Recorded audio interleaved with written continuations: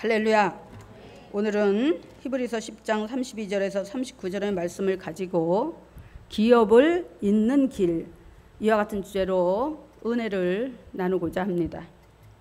기업하면 제일 먼저 대기업이 떠오르기도 하고 나아가 중소기업이 또 있기도 하지요. 그런가 하면 육신의 부모에게 물려받은 개인적인 기업도 생각할 수 있습니다. 그런데 오늘 제가 여러분에게 이야기하고 싶은 기업은 세상 기업이 아닌 바로 하나님으로부터 물려받게 되는 그런 기업에 대한 것입니다. 하나님께서는 성경에서 누누이 기업에 대한 말씀을 하고 계십니다. 예수님 역시도 마태복음 5장, 바로 5장에서 7장에 나오는 산상수훈주 팔복에 대해서 말씀하시는데 기업에 대한 말씀을 이렇게 정리하셨습니다.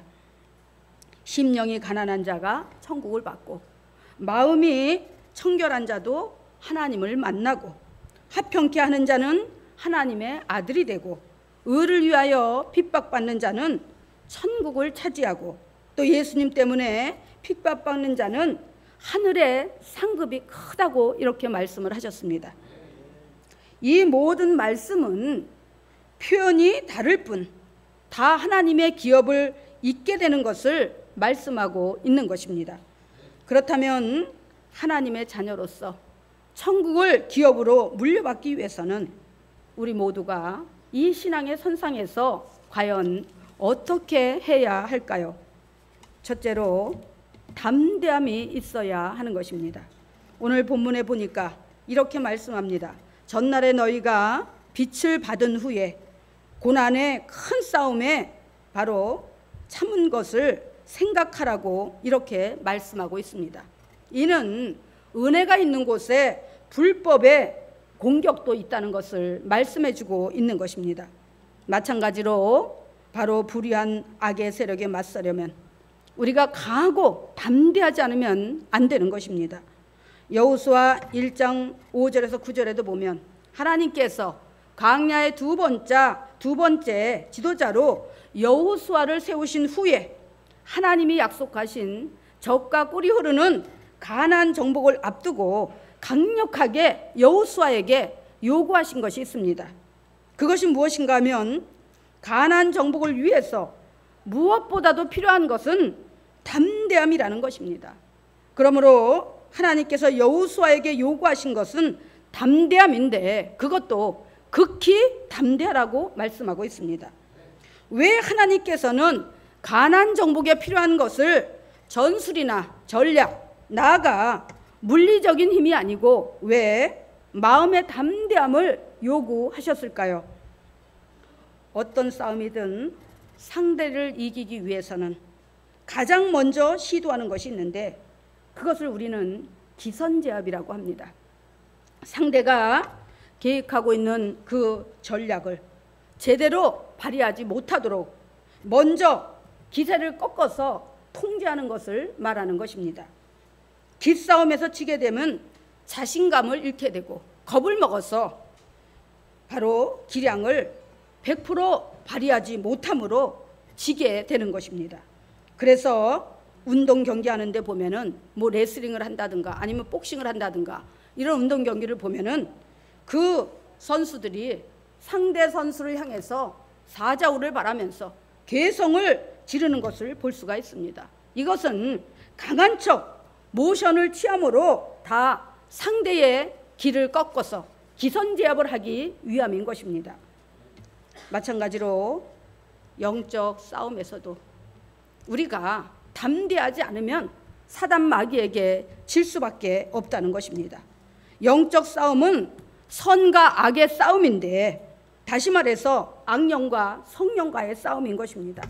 그리고 그 싸움의 도구로다가 하나님은 어떤 것을 사용하시느냐? 성령 하나님은 선하고 온전한 믿음, 담대한 믿음을 갖고 있는 성도를 도구여 통로 삼아서 싸우게 하시고, 그리고 악령은 사단 마귀는 불의한 자들, 하나님을 믿지 않는 그런 악한 자들을 도구 삼아서 바로 성령과 악령의 싸움의 도구로 쓰임받게 된다는 것입니다.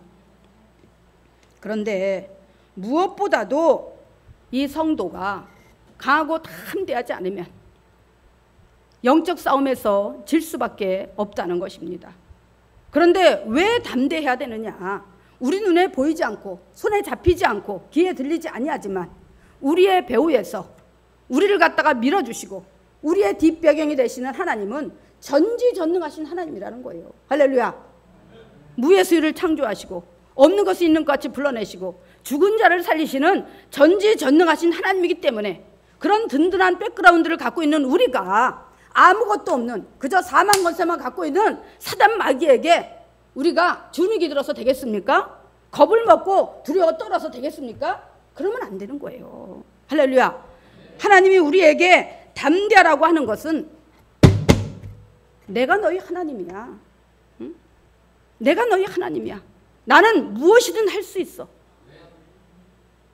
나는 세상 모든 만물을 창조했고 그 모든 경영권, 소유권, 정보권 이게 나에게 있어. 그리고 너는 내 자녀야. 이 모든 것을 내가 누구에게 주겠느냐? 너에게 주지 않겠느냐? 그런 하늘 권세와 능력, 하늘의 신령한 만나와 땅에 기름진 것으로다가 내가 너에게 공급해주는 그런 만군의 주 야훼 하나님인데 한나 저 악한 권세, 사망 권세밖에 갖고 있지 않는 저 악한 사단 마귀와 싸워서 네가 져서야 되겠느냐? 네가 주눅 들고 네가 두려워하고 불안하고 두려워 떨어야 되겠느냐? 너는 그럼 나의 자녀가 아니야. 이러면서 말씀하고 있는 것입니다. 할렐루야. 그러므로 에베소 6장 12절에서는 이렇게 말씀합니다. 우리의 싸움은 혈과 육에 대한 것이 아니요 정사와 권세와 이 어두움의 세상 주관자들과 하늘에 있는 악의 영들에게 대함이라. 할렐루야. 이스라엘 민족들은 하나님께서 약속하신 기업을 차지하기 위해서 여호수아 대장을 필두로 해서 씩씩하고 담대하게 가나안을 향해 전진해 나갔던 것입니다. 우리 속담에도 그런 얘기가 있습니다. 하늘은 스스로 돕는 자를 돕는다. 이 말처럼 성경에는 이렇게 말씀합니다. 할 수 있거든이 무슨 말이냐? 믿는 자에게는 능치 못함이 없느니라. 할렐루야. 이 말은 두 가지 의미를 가지고 있습니다. 이 말씀을 예수님이 왜 하셨느냐? 바로 그 마가복음 9장에 보면은 흉악히 귀신 들린 어린 아들을 가진 아버지가 있었습니다. 낮이나 밤이나 그 귀신에게 시달려서 그냥 졸도하고 쓰러지고 그렇게 경련을 일으키는 그 아들을 그 아버지는 날마다 목도하면서 사니까 얼마나 심령이 상하고 얼마나 마음에 근심과 걱정이 쌓였겠습니까?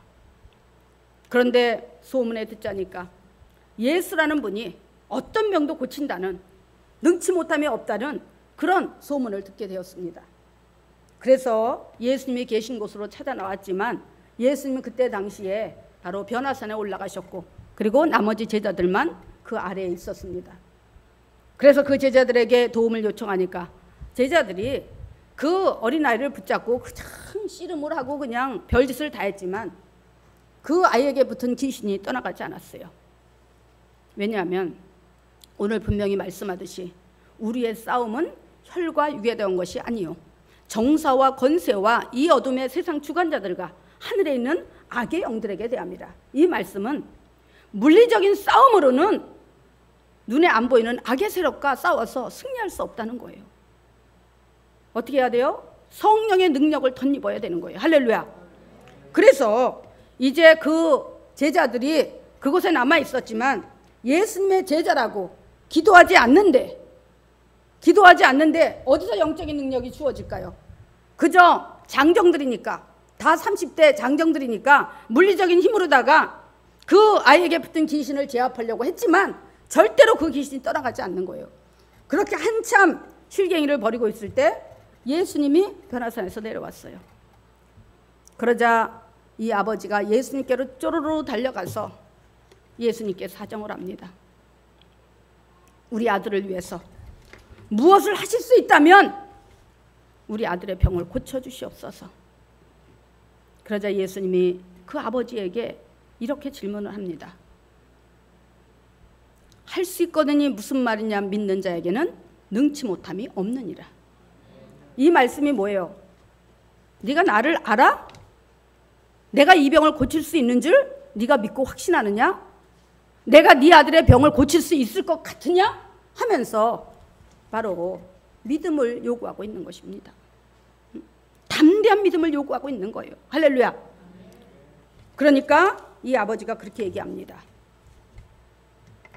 믿음 없는 것을 도와주소서. 그러자 예수님은 그 아이에게 붙은 귀신을 쫓아내고 그리고 그 아이를 멀쩡하게 바로 세워 놓았습니다. 그러자 제자들이 예수님께 질문합니다. 우리는 하지 못한 것을 어떻게 주님은 하셨습니까? 그러니까 주님이 뭐라 그러셔요? 기도 외에 다른 것으로는 이런 능력이, 이런 유가 나갈 수 없느니라. 할렐루야.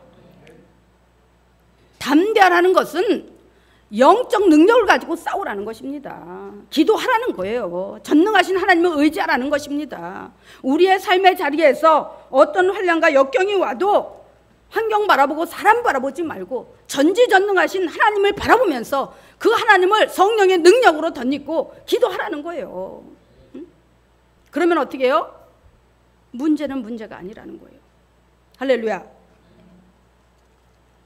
바로 영적 전쟁에서 우리의 대장 되신 예수 그리스도의 진두지휘 아래 담대함으로 무장하고 십자가 군병되어서 그 싸움에 동참할 때 반드시 승리 역사가 일어나게 되는 것입니다. 반드시 저 천국을 기업으로 얻는 영광을 거머쥐게 되는 것입니다. 하나님은 강하신 하나님이십니다.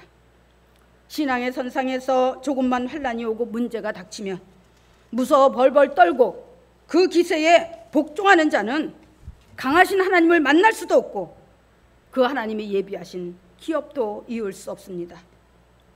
사단 마귀는 믿음의 성도들의 삶의 자리에서 갖은 계략과 방법으로 미혹하고 유혹하고 공격합니다. 이럴 때 겁내거나 두려워하지 말고 담대해야 하는 것입니다.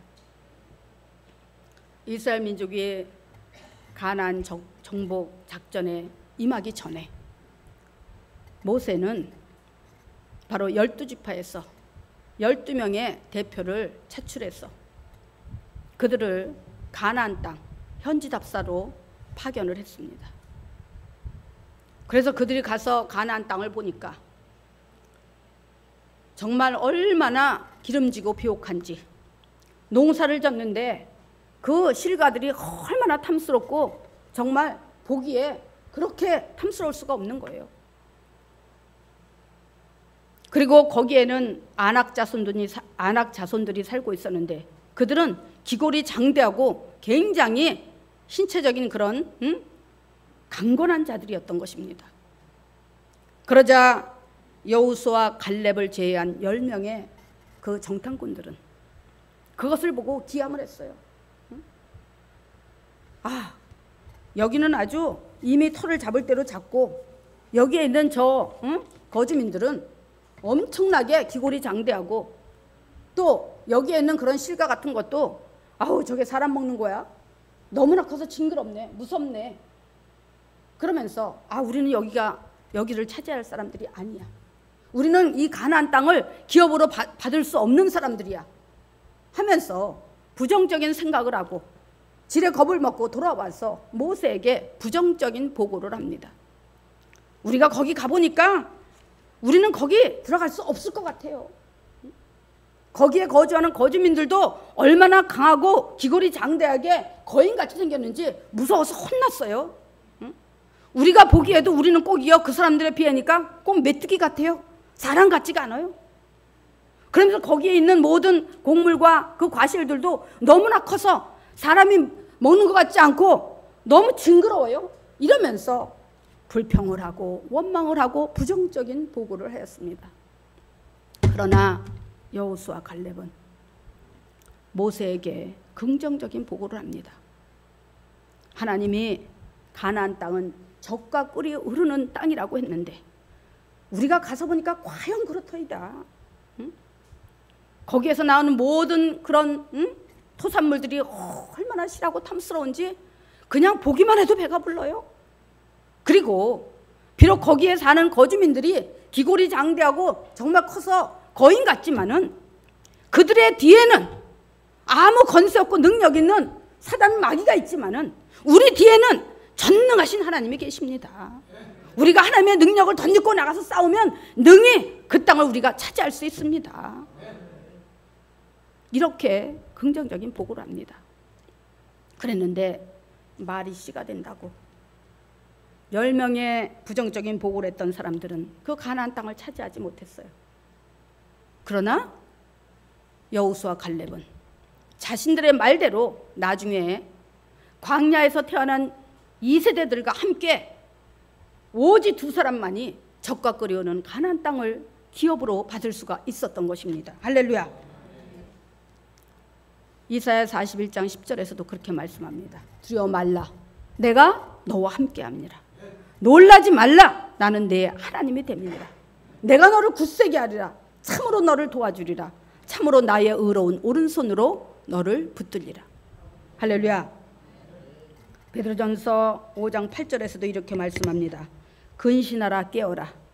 너희 대적 마귀가 우는 사자같이 두루다니며 삼킬 자를 찾다니, 이렇게 말씀하고 있고, 야고보서 4장 7절에 보면 마귀를 대적하라, 그리하면 너희를 피하리라고 말씀하고 있고, 히브리서 13장 6절에 보니까 주는 나를 돕는 자신이 내가 무서워 아니하겠노라. 할렐루야.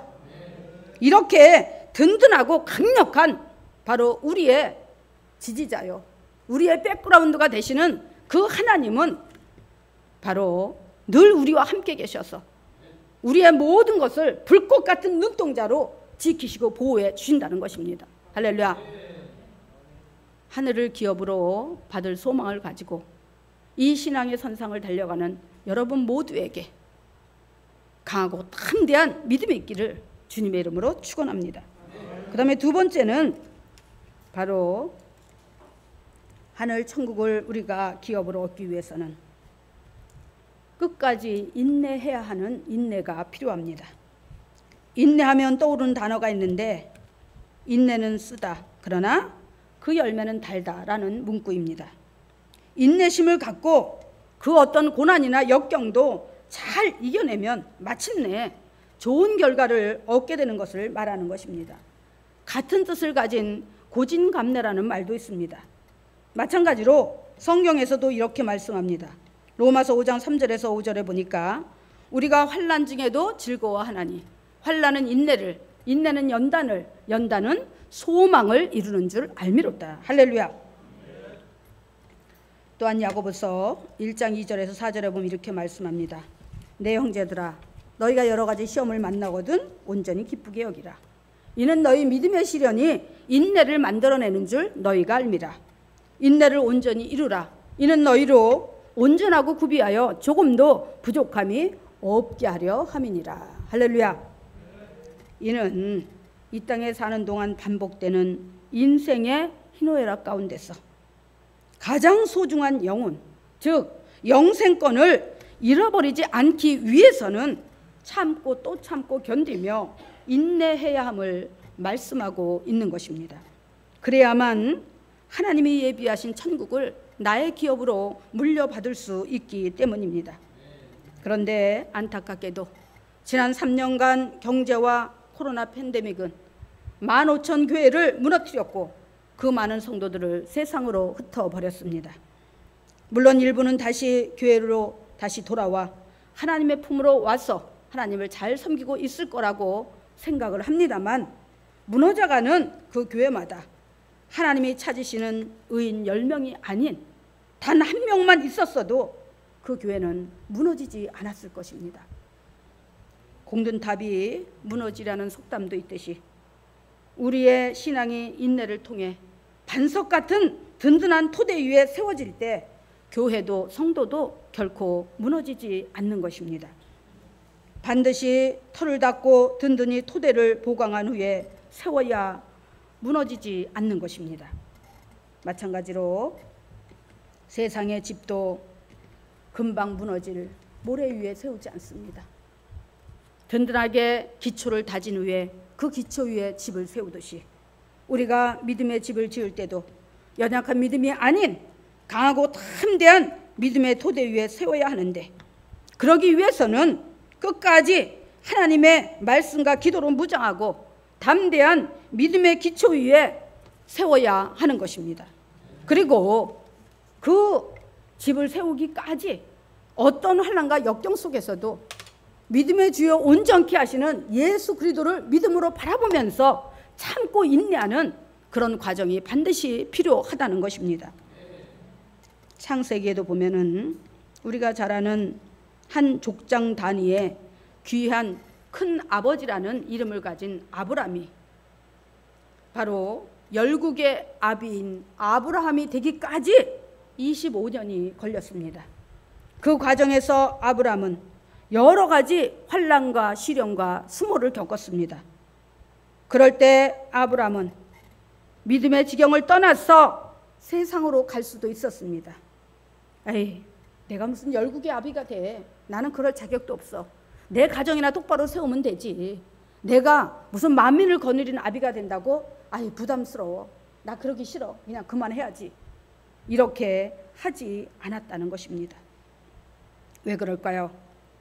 열국의 아비라는 이름이 수많은 영혼들을 살릴 수 있는, 그래서 그들을 생명으로 이끌 수 있는 그런 구원의 소중한 타이틀이기에 어떠한 고난과 역경과 수모도 믿음으로 인내하면서 그는 열국의 아비로서 아브라함의 그 이름값을 하기로 작정을 했던 것입니다. 할렐루야. 우리도 마찬가지입니다. 어떤 사람은 기복신앙을 가지고 신앙생활을 하고, 어떤 사람은 눈에 보이는 것만 가지고 추구하고, 그러나 어떤 사람은 신실한 믿음을 가지고 지금 당장 눈에 보이지 않지만 분명히 존재하는 저 천국 하늘나라 그 기업을 소망하면서 바로 믿음의 가정을 인내하면서 한 걸음 한 걸음 십자가를 향해 나아갑니다. 얼마나 귀한 믿음입니까? 누가복음 21장 19절에 보면 이렇게 말씀합니다. 너희의 인내로 너희 영혼을 얻으리라. 할렐루야. 믿음은 누가 나에게 가져다 주는 게 아닙니다. 믿음은 배워서 얻는 것이 아닙니다. 세상 지식으로도 또 돈으로도 어떤 명예나 권세나 인기로 얻는 것이 믿음이 아니라는 것입니다. 로마서 10장 10절에 보면 그렇게 말씀합니다. 사람이 마음으로 믿어 의에 이르고 입으로 시인하여 구원에 이르느니라. 내 마음으로 믿는 거예요. 눈에 보이지 않는 그런 것들을 내 마음으로 믿는 것입니다. 할렐루야. 그래서 히브리서 11장 11장 1절에서는 이렇게 말씀합니다. 믿음은 바라는 것들의 실상이요 보지 못하는 것의 증거니. 바라는 것들의 실상. 우리가 뭘 바라고 나아가요? 믿음으로 하늘 천국을 바라보며 나아갑니다. 영원한 천국을 소유할 기업을 사모하며 우리가 나아갑니다. 그 바라는 것들이 마침내 우리가 어떻게 해요? 눈으로 목도할 수 있게 된다는 것입니다. 할렐루야. 그리고 보지 못했던 것도 우리가 반드시 보게 되는 것입니다. 그래서 사도 바울은 그런 얘기를 했어요. 지금은 우리가 하나님을 보는 것이 얼굴에다 수건을 가리고 보는 것 같이 보이지 않는다. 그러나 나중에 우리가 육의 몸을 벗어나서 영으로 다 하나님 앞에 설 때에는 얼굴과 얼굴이 마주보듯이, 거울을 마주보듯이 그렇게 확실하게 보게 될 것이라고 말씀하고 있습니다. 할렐루야. 바로 아브라함은 그런 믿음의 인내를 가지고 25년을 기다렸습니다. 마침내 그 25년의 그 긴 세월의 인내를 통해서 아브라함은 믿음의 조상 복의 근원 열국의 아비로서의 믿음의 검증을 받게 되었고 하나님의 약속을 확실하게 받게 돼서 열국의 아비가 되었던 것입니다. 여러분, 믿음으로 끝까지 세상 시련 앞에 인내하셔서 천국을 기업으로 잊게 되시기를 주님의 이름으로 축원합니다. 이제 세 번째 끝으로 바로 우리가 천국을 기업으로 잇기 위해서는 반드시 필요한 세 번째가 뭐냐? 순종해야 한다는 거예요. 순종. 히브리서 10장 36절에 보면 이렇게 말씀합니다. 너희에게 인내가 필요함은 너희가 하나님의 뜻을 행한 후에 약속을 받기 위함이라. 인내는 거저되나요? 그냥 말로만 참자 그런다고 참아지나요? 아니에요. 바로 인내해야 되는 이유가 순종하기 위함인 것입니다. 할렐루야. 내 뜻대로 산다면 무슨 인내가 필요하고 순종이 필요하겠습니까? 그저 내 마음대로 하면 되지. 그러나 믿음 생활은 내 뜻이 아닌 하나님의 뜻대로 해야 하는 것입니다. 그것이 진정한 믿음이고 하나님 앞에서의 온전한 순종인 것입니다. 마태복음 7장 21절에서도 그렇게 말씀합니다. 나더러 주여 주여 하는 자마다 다 천국에 들어갈 것이 아니라 내 아버지의 뜻대로 하는 자라야 들어가리라. 다시 말해서 자기의 뜻이 아닌 하나님의 뜻대로 순종하는 자가 천국을 기업으로 물려받을 수가 있다는 것입니다. 예수님의 12제자 중에 수제자인 베드로는 자신의 생각대로 행할 때 주님을 3번씩이나 부인하는 대역죄인이 될 수밖에 없었습니다. 가룟 유다는 어떻고요? 맨날 주님을 따라다니면서 주여 주여 했지만 주의 뜻이 아닌 자신의 뜻을 쫓을 때 도둑이요 주님을 은 30냥에 팔아먹는 배은망덕한 자가 될 수밖에 없었다는 것입니다. 나아가 천국을 기업으로 물려받기는커녕 자신의 죄에 대한 죄책감에 자살함으로 하나님의 기업을 이을 대상에서 영원히 탈락하고 말았다는 사실입니다. 믿으십니까? 아멘.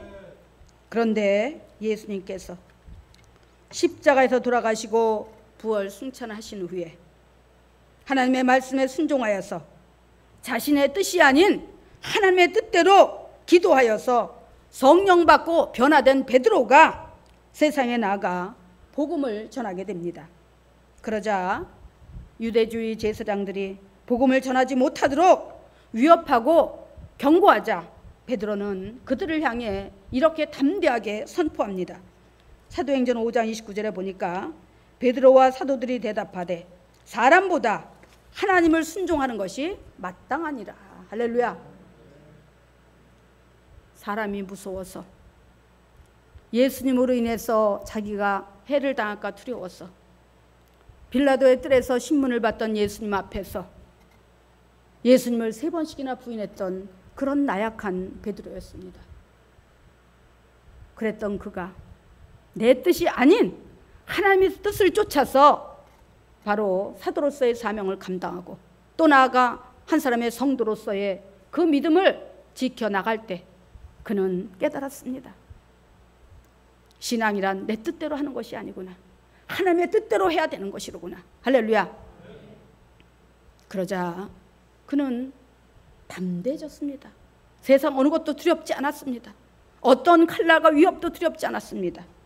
그때 당시에 바로 초대교회의 바로 첫 집사였던 스데반이 돌로 맞아 순교를 당하고 예수님의 12제자 중에 바로 요한의 형제였던 야고보가 첫 순교를 당합니다. 칼에 맞아서.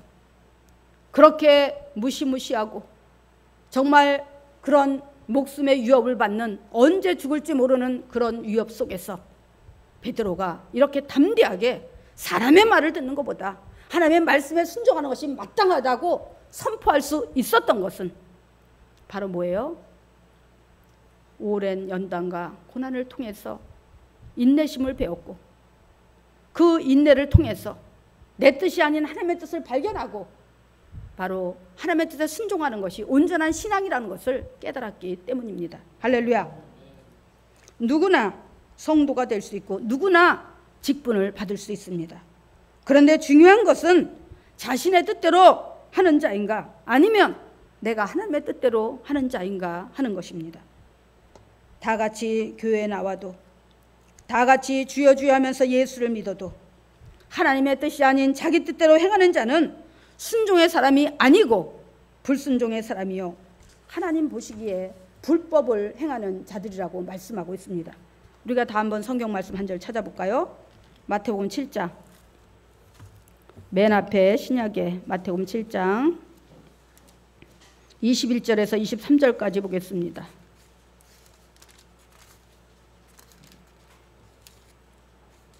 (7장) 21절에서 23절까지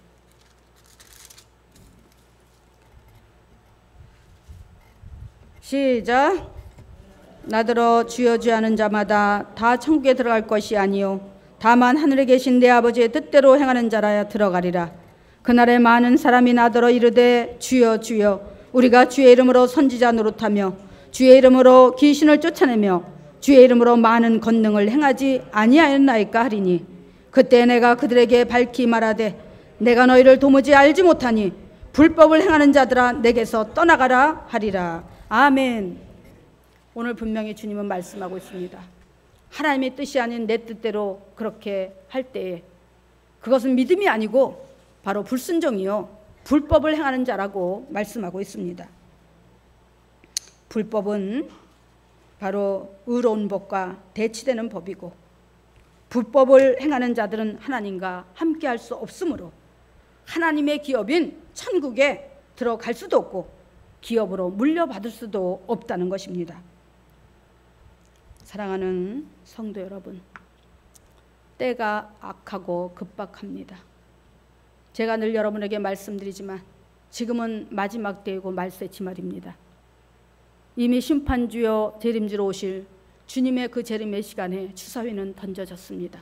째깍째깍 시계바늘은 끊임없이 앞을 향해 나아가고 있습니다. 우리가 오늘 돌이키지 않으면 내일은 늦을지도 모릅니다. 여러분, 하늘나라 기업을 소망하면서 그렇게 나아가는 여러분의 신앙의 선상에서 여러분은 과연 하나님의 뜻대로 행하고 있습니까? 아니면 내 뜻대로 살고 있습니까? 돌이켜야 합니다. 오늘 이 말씀을 듣고 우리가 천국을 기업으로 물려받기 위해서 정말 강하고 담대한 믿음으로 또 인내하는 믿음으로 마지막에 순종하는 믿음으로 하나님 앞에 온전히 서서 한 사람도 나고자 없이 모두가 다 저 천국을 기업으로 물려받는 여러분 되시기를 주님의 이름으로 축원합니다. 기도하겠습니다.